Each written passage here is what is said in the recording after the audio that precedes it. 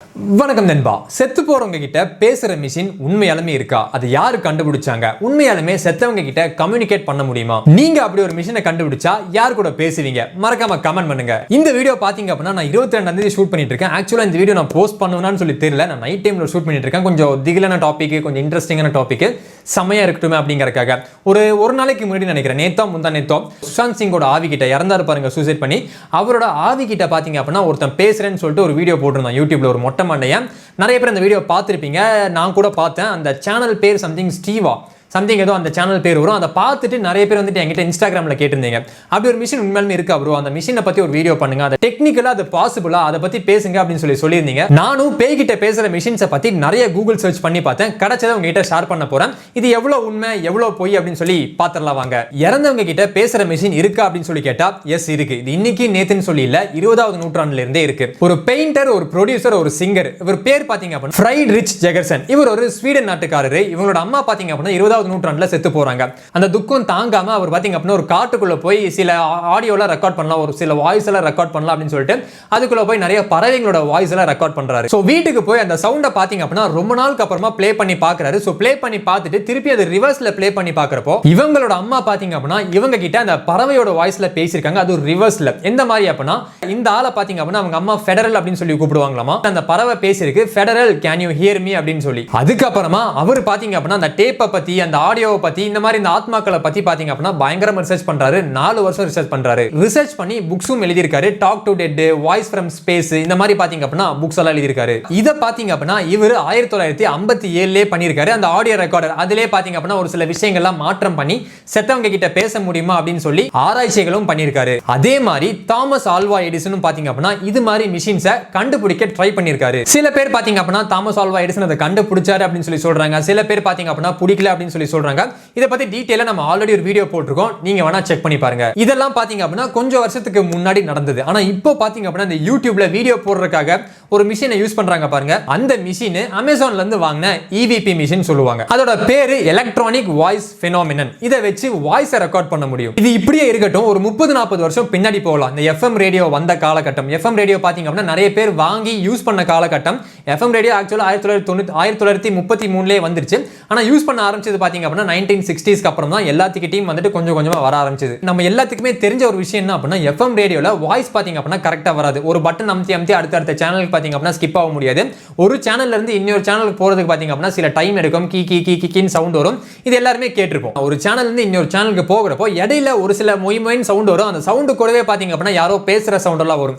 கண்டிப்பா எல்லாருமே கேட்டிருப்பீங்க. அப்படி கேட்டிருந்தீங்க அப்படின்னா கமெண்ட் பண்ணுங்க. நானும் நிறையவே இதை கேட்டிருக்கேன். நம்மளை பொறுத்த வரைக்கும் அந்த சவுண்ட் பாத்தீங்க அப்படின்னா இப்ப இருக்கிற காலகட்டத்துக்கு அது பெரிய விஷயம் கிடையாது. சேனல் மாத்திரப்ப பாத்தீங்க அப்படின்னா ஏதோ ஒரு ஃப்ரீக்வன்சி இடையில வந்திருக்கும் அப்படி சொல்லி நம்ம எல்லாருமே யோசிச்சிருப்போம். அப்பா அம்மாட்ட கேட்டிருப்போம். அப்பா அம்மாவும் அதை தான் சொல்லியிருப்பாங்க. ஆனா இதே விஷயம் ஒரு 40 வருஷம் முன்னாடி, 50 வருஷம் முன்னாடி பாத்தீங்க அப்படின்னா பெரிய விஷயமா ரொம்ப ஆச்சரியமா பார்த்தாங்க. ஸோ ஒரு சேனல்ல இருந்து இன்னொரு சேனலுக்கு மாறுறப்போ அந்த இடப்பட்ட நேரத்தில் ஏதாவது ஒரு சவுண்ட் வந்துச்சு அப்படின்னா அதை பேயின்னு சொன்னாங்க. ஸோ கோஸ்ட்னு சொன்னாங்க. பேய் வந்து FM ரேடியோக்குள்ள பேசுது அப்படின்னு சொல்லி நிறைய பேர் பார்த்தீங்க அப்படின்னா நிறைய நாடுகளில் இந்த மாதிரி ஒரு பயமும் இருந்துச்சு. இப்போ நான் சொன்ன பாருங்க, இதே பழைய விஷயத்தை தான் இந்த காலகட்டத்துக்கு ஏற்ற மாதிரி லைட்டா மாடுலேஷன்லாம் பண்ணி இந்த ஸ்பிரிட் கூட கம்யூனிகேஷன் பண்றாங்க பாருங்க. நமக்கு இந்த லைட்டா பவுடர்லாம் போட்டு யூடியூப் வழியா காட்டிட்டு இருக்காங்க. அவங்க எல்லாருமே சொல்றது என்ன அப்படின்னா இந்த மாதிரி ஆவி கூட பேசுறதுக்காக கம்யூனிகேட் பண்ண ஏதோ ஒரு விஷயம் வேணும். மனுஷனை பொறுத்த வரைக்கும் பாத்தீங்க அப்படின்னா நம்ம கிட்ட பயாலஜிக்கல் பாடி இருக்கு, ஒரு பாடி இருக்கு, அதுக்கப்புறமா அந்த வாய்ஸ் இருக்கு, தொண்டை இருக்கு, எல்லாமே இருக்கு, நம்மளால பேச முடியும். இவங்க எதை கிளைம் பண்றாங்க அப்படின்னா இந்த ஆன்மாக்கள் எலக்ட்ரோ மேக்னெட்டிக் வேவ்ஸ்ல லைட்டா டிஸ்டர்பன்ஸ் வந்துட்டு கிரியேட் பண்ணுமாமா. அந்த டிஸ்டர்பன்ஸை பிடிச்சி வச்சு அதாவது ரெக்கார்ட் பண்ணி அதை டீகோட் பண்ணி நம்ம கிட்ட போட்டு காட்டுறாங்க. இந்த விஷயத்தை தான் ஆவி கிட்ட பேசுறவங்க கிளைம் பண்றாங்க மிஷின்ஸ் வழியா. இந்த மாதிரி இவங்க பண்றதுக்காக ஒரு பழைய காலத்து FM ரேடியோ எடுத்துக்கிறாங்க. அதை எடுத்துக்கிட்டு பாத்தீங்க அப்படின்னா லைட்டா உள்ள சில சேஞ்சஸ் எல்லாம் பண்ணி டியூனர்ல லைட்டா சில சேஞ்சஸ் எல்லாம் பண்ணி பேச முடியும் சொல்றாங்க. சோ அந்த மாதிரி ஆவிகள் பேசுறத பாத்தீங்க அப்படின்னா இந்த ரிசர்ச்சர்ஸ் நல்லா உட்கார்ந்து கவனமா கேட்டு டீகோட் பண்ணுவாங்க. இந்த ரேடியோ வழியா ஆவி பேசும் சொல்லி நம்பாத சில பேர் நானும் ஒருத்தன் தான். இதுல நான் பாக்குறவங்க நிறைய பேர் இருப்பீங்க. நம்ம எல்லாம் சொல்றது என்ன அப்படின்னா இந்த மாதிரி ஆவி கிட்ட பேசுறப்போ அந்த FM ரேடியோக்குள்ள ரேடியோக்குள்ள வேற ஏதாவது ஃப்ரீக்வன்சி, நிறைய சேனல்ஸ் இருக்கு. உலகம் பூரா பாத்தீங்க அப்படின்னா ஏகப்பட்ட ரேடியோ சேனல்ஸ் இருக்கு. அந்த சேனல்ஸோட ஃப்ரீக்வன்சி உள்ளார இடையில வந்து போயிருக்கும். எல்லாமே கேட்டுட்டு டீகோட் பண்றவங்களோட அசம்ஷன் இதுவா இருக்கலாம் அதுவா இருக்கலாம் அப்படின்னு சொல்லி. இப்போ எக்ஸாம்பிளுக்கு பாத்தீங்க அப்படின்னா நம்ம வீட்டுக்குள்ளே தனியா இருக்கும், இருட்டான ஒரு ரூம்ல இருக்கும் அப்படின்னா நமக்கே பாத்தீங்க அப்படின்னா ஏதோ இங்க நிக்கிற மாதிரி, ஏதோ ஒரு உருவம் நிக்கிற மாதிரிலாம் தெரியும். அது பாத்தீங்கன்னா இயல்பு, மனுஷனோட இயல்பு. அது அங்க உண்மையிலுமே அங்க ஒரு உருவம் நிக்குது அப்படிங்கிறது கிடையாது. அது நம்ம மனுஷன் மூளையே பாத்தீங்க அப்படின்னா இங்க நிக்கிற மாதிரி இருக்கே, அங்க ஒரு நிக்கிற மாதிரி இருக்கே. இப்போ கிளவுட்ஸை பாக்குறப்போ திடீர்னு ஒருத்தன் கண்ணுக்கு முயல் தெரியும், இன்னொருத்த கண்ணுக்கு பாத்தீங்க அப்படின்னா யானை தெரியும். இந்த மாதிரிலாம் இருக்கும். அந்த எஃப்எம்ல இருந்து வர சவுண்டையும் பாத்தீங்க அப்படின்னா இவங்க இதே மாதிரி தான் சொல்றாங்க. சோ இவங்க காதுக்கு ஒரு மாதிரி கேக்குது, நம்ம கேட்கறவங்க காதுக்கு பாத்தீங்க அப்படின்னா ஒரு மாதிரி கேக்குது. எக்ஸாம்பிளுக்கு சுஷாந்த் சிங்கோட அந்த ஆடியோ, அந்த பேசின ஆடியோ நிறைய பேர் கேட்டிருப்பீங்க.